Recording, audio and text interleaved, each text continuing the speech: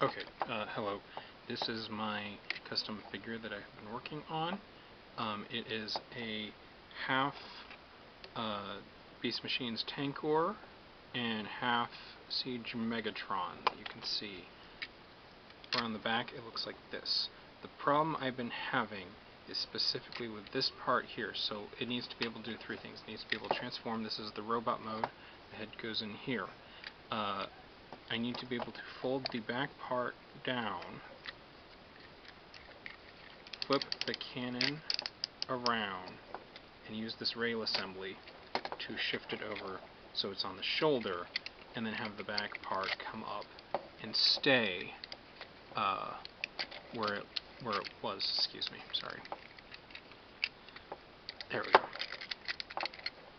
So the back part will shift up and around. Like that.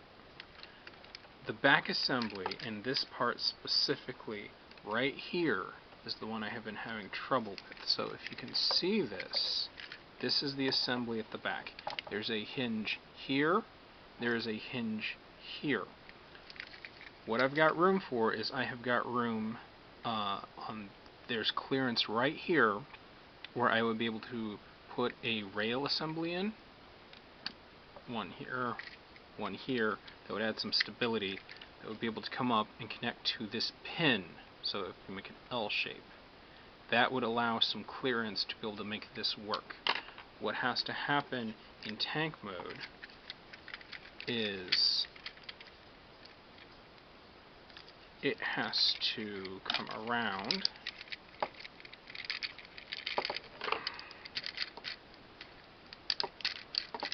The guys online make this look so much easier than it is.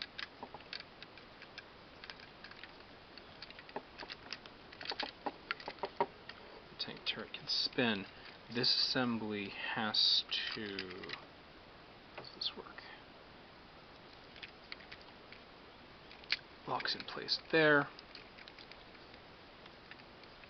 This one comes out and around here. So it transforms basically like Beast Machines Tankor.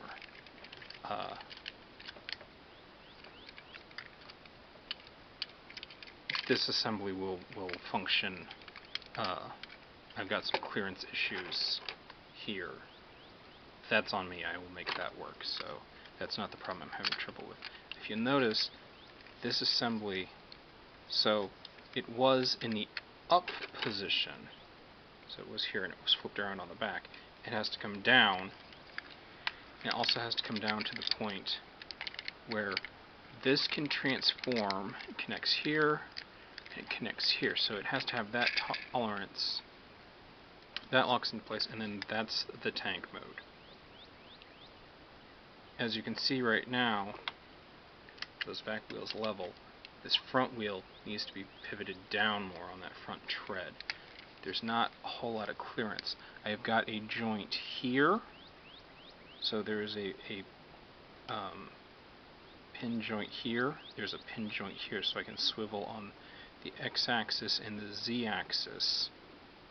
And then this goes here. There is a y-axis here and a y-axis here. I can dump this entire assembly if I need to. I just need something else. I was thinking maybe see, I could use a pin here and come in with like an L piece and have that part be permanent, and then take here and put in like a ratchet or something of some kind, and come through with a pin, because it has to be able to rotate here. This is a natural point right here on the figure itself. I wouldn't have to do anything if we can make that work. I don't know if it's utilizable or not. Let me get you some measurements. So the tolerance at the pin on this guy looks like it is 27 millimeters, roundabout. That's the pin. The thickness here that I have the distance between these two. Oh wait, let me do this way. The pin distance, the pinhole is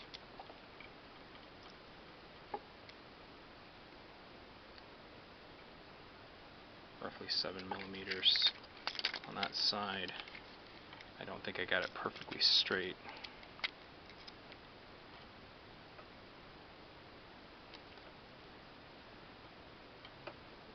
More or less 7. I can finagle that hole and make it wider. And then, not sure what other measurements you want. The hips. So the distance, the clearance of those hips is that is like it's just a standard sheet of styrene, but it is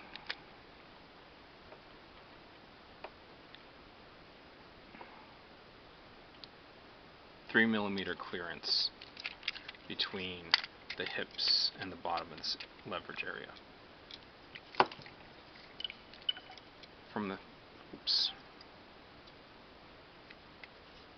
do from the front to the back, your clearance looks like, oh, that's a difficult measurement. Let me do the other way.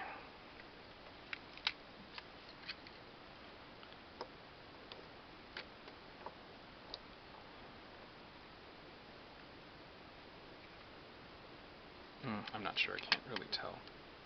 Oh, you're going from the back anyway. The whole back to front assembly measurement, it is 19¼ millimeters.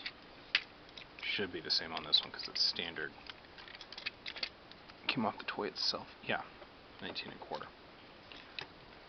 I'm not sure what other measurements you want. The entire length of from top to bottom that I'm working with on this one is 9 and well, that one's different. Why is that different? 9, yeah. So that's 9 millimeters, and then the peg hole in here, the post is 7.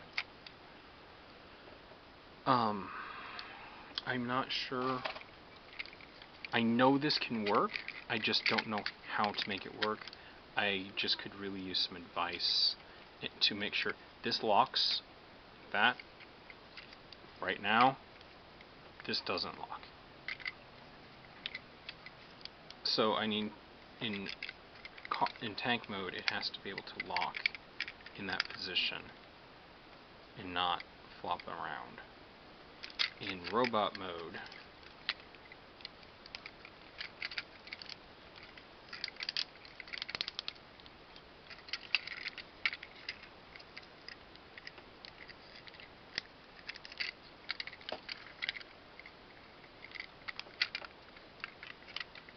you would have to be able to lock here like this.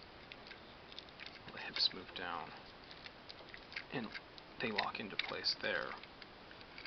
With the tank cannon up and out of the way, they would have to be able to move at some sort of angle like this, unless we can figure out something else.